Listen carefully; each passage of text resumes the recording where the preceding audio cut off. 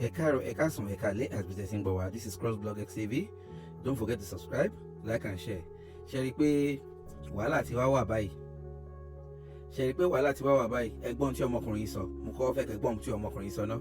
If care is not taken, Fulani terrorists will conquer the Yorubas just like they conquered the Hausas. It's even already happening because some Yorubas can no longer live on their ancestral land because of insecurity. Yesterday, terrorists invaded 3 primary schools, unalived the headmasters, and abducted the pupils.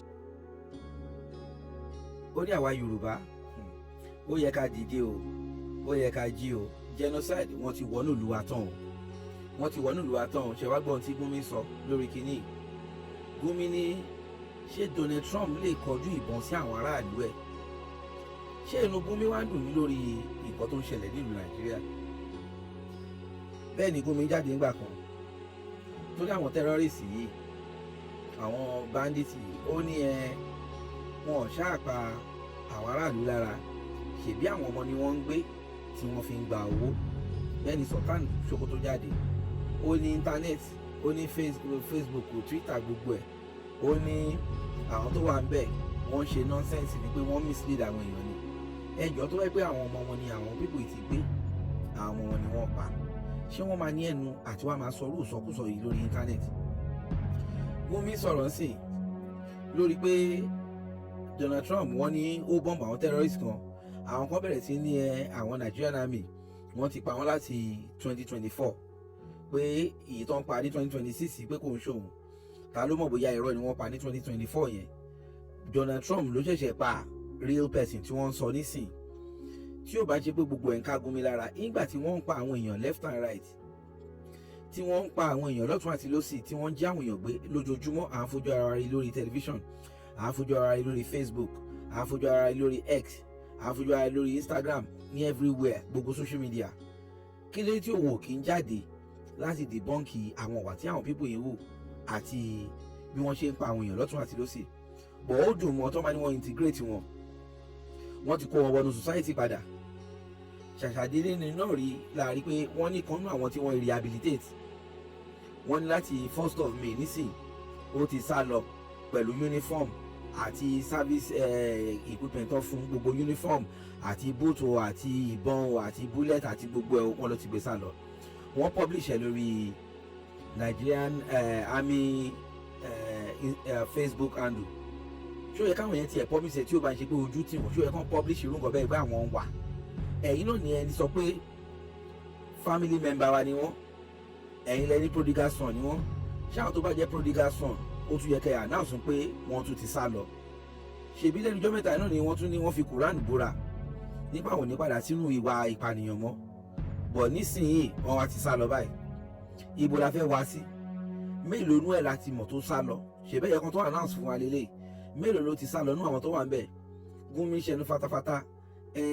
Donald Trump kò ní rẹ̀ láti máa pa wọ́n, kò ní rẹ̀ láti attack Nigeria, sovereign country ní Nigeria, sovereign country, but tí wọ́n bá ń rìn everyday, òun rìn pẹ̀lú army, òun rìn pẹ̀lú security. Àwọn èèyàn tí wọ́n ní army tí wọ́n ní security yẹn, kí ni káwọn yẹn ṣe ṣayé wọn? Òun nìyẹn ní Ọ̀yọ́ nísìn, wọ́n lọ sí primary school, wọ́n lọ kó àwọn ọmọdé láti age of 3 the age of 7. Ta ló fẹ́ gba gbogbo wọn? Gbogbo ìdajì church pastors ó wà lọ́wọ́ wọn. Tó bá yẹ wọ́n ní kò ń ṣe genocide, ṣé Christian ló ń pa wọn ni àbí Muslim náà ló ń pa Muslim? It's still genocide. Ọ̀dọ̀ yín ló ti wá. Ẹ̀yin ni Muslim tó ń pa Muslim, ẹ̀yin náà ni Muslim tó ń pa Christian. Ṣé kí àwọn Christian wá káwọn wọn kò ní ká bẹ̀rẹ̀ sí wo kàdé kò sí genocide? Pé it's just people killing people. Ta ni àwọn people yẹn? Allahu Akbar yín náà fi ń pa gbogbo everybody. So ibo ni ká wá kọjú sí? Ṣé kò ti tó time kí gbogbo àwọn aráàlú wá protest pé Gumi gangan fúnra rẹ̀ báwo yẹ kí wọ́n gbé? Torí tí wọ́n bá gbé Gumi, èmi ò mọ gbogbo ẹ̀ ṣe lè ní solution. Gumi pẹ̀lú àwọn òun gangan army ni now, àwọn ọmọ ẹ̀ náà wà nù sójà. Ṣé táwọn people ìbá pa àwọn ọmọ bí ìmọ̀ wáyé tí wọ́n rá àwọn ọmọ tí ẹ̀ pa tó ń pa àwọn sójà oríṣiríṣi? Wọ́n ti ba lieutenant colonel kan bóyá níjẹta báyìí àbí lánàá àti post ẹ̀ lórí Facebook and wa. Bó ṣe ń pa lieutenant náà ń pa ordinary soldier, náà ń pa brigadier general, náà ń pa general. So mélòó náà ní láti pa láti dìde sórí ọ̀rọ̀ yìí? The same àwọn people tó ń pààyàn yìí náà ló ń pààyàn ní Somali, táwọn people yẹn fún ní death sentence. Bọ̀ ní ọ̀dọ̀ wa máa fọwọ́ ra wọn lórí ni. Mi ò lè believe pé àwọn army tó jẹ́ àmì Nàìjíríà wọ́n á máa jáde wọ́n á máa sọ ìsọkúsọ lẹ́nu wọ́n á máa ní do you know these people they can become the Nigerian president tomorrow wọ́n go astray ni ó yẹ kán pè wọ́n padà wá sílé láwọn èèyàn tó ti pààyàn tó ń interview mi tó lóun ti pààyàn more than 100 èmi ti pààyàn more than 200 èmi ti pààyàn more than unspeakable. Talking about Operation Safe Corridor, so many people have asked that question: why do we need to rehabilitate criminals? They all should be killed because they kill people. Well, that may make sense. But even in the Bible, we heard about the prodigal son. If there was not that window for the man to come back, would they have come back? So the point is that these are Nigerians, mostly.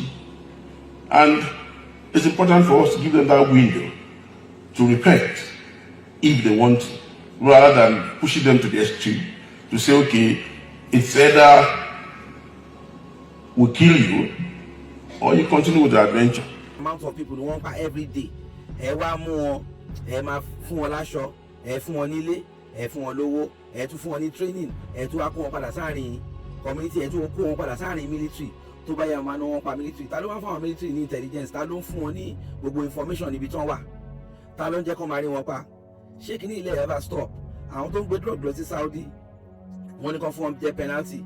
Ìyẹn ò ní kí drug dúró Saudi, but at least ó reduce níbẹ̀ ojoojúmọ́. Ṣé tí Saudi bá láwọn tó ń gbé drug wá kọ́ máa bẹ̀ orí wọn mọ́, kọ́ máa fún wọn amnesty, kọ́ máa ní wọ́n ṣèṣì ni prodigal son ni wọ́n ṣèṣì gbé drug wá ni wọn ò wò ó ṣe fún wọn. Àwọn ti Somali gbogbo àwọn tó ń mú fún gbogbo kéèsì àwọn people yìí wọ́n ń pa gbogbo wọn ni. Ìjọ́ wo ni Nàìjíríà fẹ́ move? Èmi ò understand o, èmi ò mọjọ́ tí Nàìjíríà fẹ́ move because Gumi fúnra rẹ̀ pàápàá gan kí ìjọba Tinubu ṣe láti ìgbé Gumi láti jọjọ́ yìí àti General Musa gan tó ń sọ ìsọkúsọ lẹ́nu tó ní àwọn people prodigal son ni òun gangan yẹ kán dì mọ́tò ẹ̀ ni kò work láti wà ní position rárá àtọ́. Justice Crack lásán tó kàn rojọ́ wọ́n ṣe ń tọ́jú wọn, wọ́n ṣe ń fún wọn lóúnjẹ, àwọn oúnjẹ òṣì tí wọ́n ń fún wọn, wọ́n mọ ẹni ẹlẹ́ni wọ́n tì mọ́ni láti jọ ìsìn nísìnyí wọ́n ti lọ sí court back and forth and back wọ́n ti lọ sí court lójoojúmọ́ tó yẹ kán máa lọ sí court lórí ọ̀rọ̀ Nàìjíríà bíi ti ẹni disgrace yìí ti pọ̀ jù. So ṣé General Musa fúnra rẹ̀ gangan ṣé kò yẹ kán yọ kúrò ní? Iṣẹ́ tó gbà fún ni pé mú àwọn people yìí pa wọ́n dànù attack wọn, but ìwọ tún ní effrontery láti máa sọ pé prodigal son ni wọ́n, ó jẹ́ kán fọwọ́ kọ́ra wọn lórí they can become president of this country one day and they can be rehabilitated billions and billions and billions and billions no láwọn people yìí lórí. Wọ́n á mú àwọn èèyàn lórí live TV, wọ́n á lù wọ́n ní àlùbami, wọ́n máa lù wọ́n seriously and sí ní effrontery láti máa sọ pé they are prodigal son. Èmi ò rò pé General Musa ó yẹ kó wà ń post yẹn rárá àtọ́, ó yẹ kó resign ni àbí káwọn èèyàn protest pé no you are unfit for the office. Orí tó bá fit for the office ni ta ló yẹ kó ní shoot at sight anybody tó máa rí wọn, òun náà ló máa lọ tó máa ní sympathizer wọn ìkankan náà ni wọn, but ó tí ì lọ mú Gumi láti jọjọ́ yìí. Àwọn tó ń support wọn tó ń sọ̀rọ̀ on their side kò sí tọ́tí arrest wọn láti jọjọ́ yìí. Tí Donald Trump bá gbé ìgbésẹ̀ láti wá attack àwọn people yìí, kí ni ẹ̀ṣẹ̀ Donald Trump? Because Donald Trump everybody ń pick on, Donald Trump náà ń pick on. Àwọn tó ń wá di matter ìtẹ́yìn ara lé bá ti look after àkọ́jọ́ ẹ̀kẹ́ look after, ṣé Donald Trump máa help yín ni? Ṣé aláta máa help wa ni? Aláta fẹ́ help yín ẹ̀ ń béèrè pé bolo ti wá. Ṣé tí o lè bá kọ́ attack ẹ̀ tó rẹ tó fẹ́ help ẹ̀ wá kọ́ máa béèrè pé jọ ṣára lé mi ní àbárà àta ni ẹ tó lè help me? Ṣé help kọ́ ni ẹ̀ máa kọ́kọ́ pè fún? Ẹ wo èmi ò mọ, it's time for Nigeria to wake up because we can't be looking like this and this will be going on non-stop.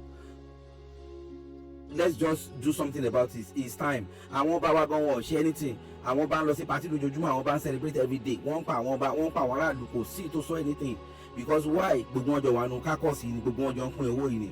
Ẹ wo àníri jù báyìí lọ. Next time a tún máa padà wá láti wá mú wá fún yín this CROSSBLOGXTV. Don't forget to subscribe, like and share. Kẹ́yìn náà kẹ́ máa fọ opinion sínú comment.